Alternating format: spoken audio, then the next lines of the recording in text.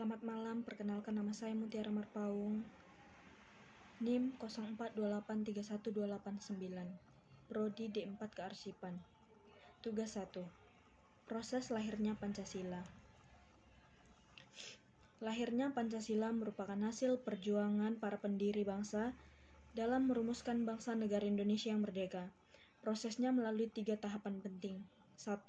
Sidang BPUPKI, Badan Penyelidik Usaha Persiapan Kemerdekaan Indonesia.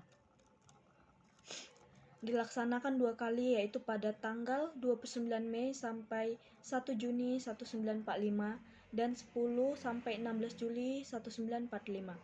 Dalam sidang pertama, beberapa tokoh mengusulkan dasar negara, di antaranya 1. Dr. Muhammad Yamin, Profesor Dr. Supomo, dan Insinyur Soekarno. Pada 1 Juni 1945, Soekarno mengemukakan gagasan Pancasila, yang kemudian menjadi cikal bakal dasar negara. Piagam Jakarta 22 Juni 1945. Setelah sidang BPUPKI pertama, dibentuk Panitia 9 yang beranggotakan tokoh-tokoh nasionalis dan Islam. Panitia ini menghasilkan Piagam Jakarta, yang merupakan rancangan pembukaan undang-undang dan membuat rumusan awal Pancasila. Sidang PPKI, Panitia Persiapan Kemerdekaan Indonesia, 18 Agustus 1945. Setelah Indonesia merdeka, PPKI mengesahkan Undang-Undang 1945 dan dalamnya ditetapkan Pancasila sebagai dasar negara Indonesia dengan sedikit perubahan dari Piagam Jakarta, khususnya pada sila pertama. Fokus peristiwa Piagam Jakarta 22 Juni 1945. Peristiwa lahirnya Piagam Jakarta adalah momen penting dalam menunjukkan semangat persatuan dan kompromi antara golongan nasionalis dan golongan Islam.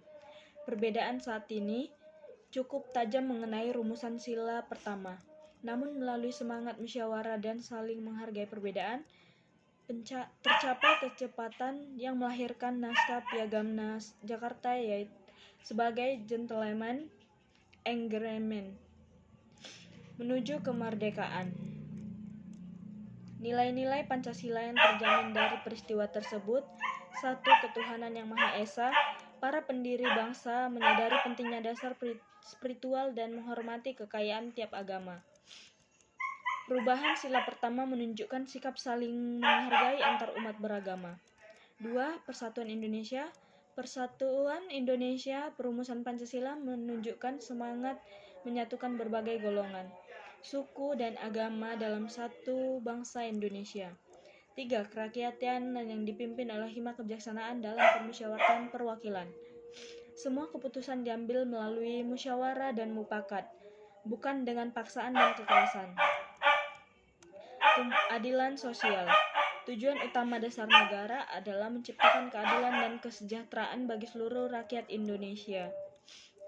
Refleksi pribadi. Dari peristiwa lahirnya Piagam Jakarta, saya belajar bahwa kemerdekaan dengan persatuan bangsa tidak lahir dari keragaman, tetapi dari kemampuan menghargai perbedaan. Nilai toleran, gotong royong, dan musyawarah sangat relevan untuk generasi muda saat ini.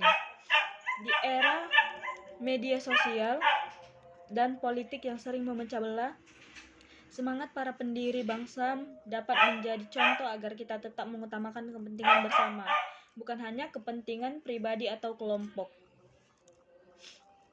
Generasi muda perlu meneladani sikap bijaksana dan terbuka terhadap perbedaan, seperti yang dilakukan para pendiri bangsa saat merumuskan dasar negara.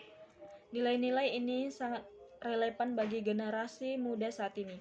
Di tengah perbedaan agama, suku, budaya, dan pendapat, kita harus meneladani semangat persatuan, gotong royong, dan saling menghormati. Seperti para pendiri bangsa, generasi muda perlu menjaga semangat toleransi, persatuan, dan keadilan sosial, agar Indonesia tetap kuat, damai, dan maju. Terima kasih. Jika ada kesalahan kata, saya mengucapkan minta maaf dan keributan yang ada di sini, Pak.